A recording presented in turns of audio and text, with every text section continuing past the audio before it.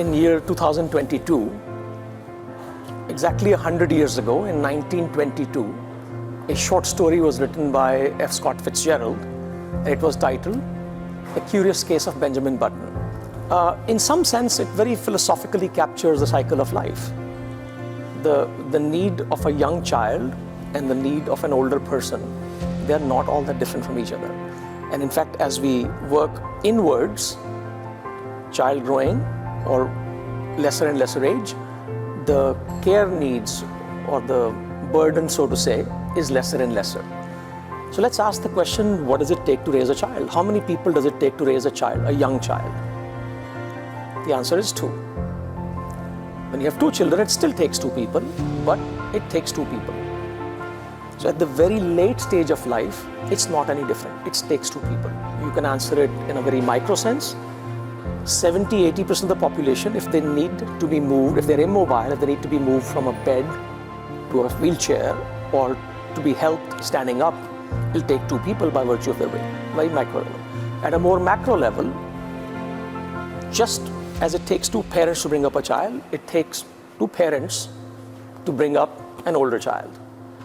So now let's answer this question in a demographic sense, that if the number of people who would need such support is increasing as people live longer and longer, and as we are seeing these problems of older age, whether they be physical in nature, emotional in nature, becoming more and more relevant to us, the number of people available to take care of those in need, there's just not enough people. Right? By pure mathematics, you can figure that out.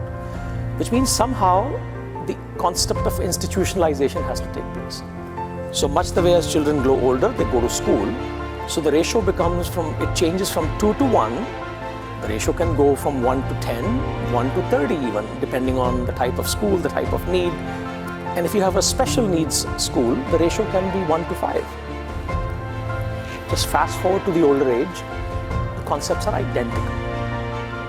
So now with that, I bring you to the point of what is the caregiver's burden. The caregiver's burden has to be thought of in terms of 2 to 1 in the extreme sense and slightly less so in the less extreme sense. And that gives us in institutionalization what kind of numbers we should be thinking of. Then if it's to be all very high touch, which means it has to be given by people only, even then we know it's not sustainable, which means it has to be people plus technology that have to be the centerpiece, if you will, of this caregiving phenomenon. So I think, again, let's come top down from the first principles. When we think of institutionalization of care for the people in need of care at an older age, it has to be a 360-degree view. It has to take into account physical care. They may have physical immobility, they may have physical ailments.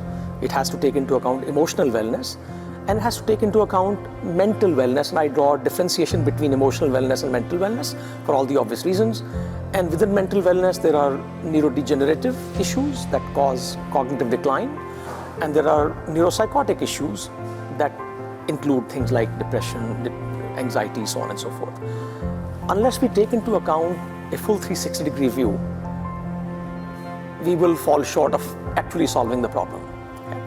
So, at least in the last 20 years, the developments that have taken place in the US, in Germany, in Switzerland, in Scandinavian countries which have a fairly well-structured system for taking care of the elderly, they have taken into account this 360 view.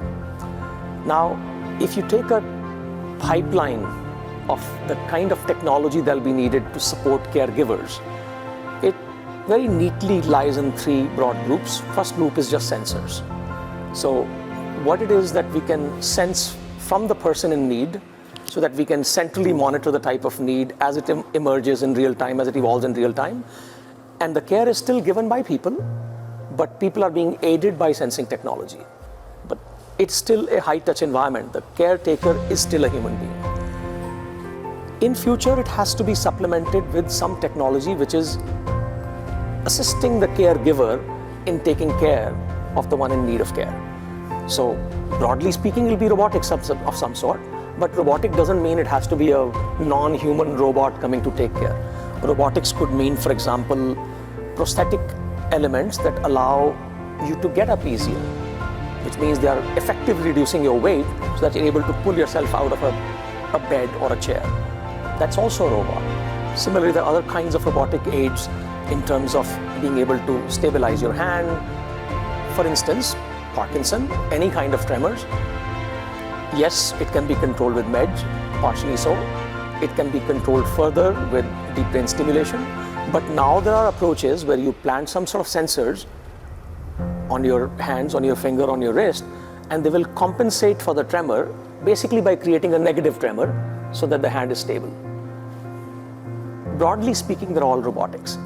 And then there's a third tier, which is still further out, which is fully virtual environments where those in need of care can immerse themselves in virtual environments, and that helps overcome some of the issues, albeit not all.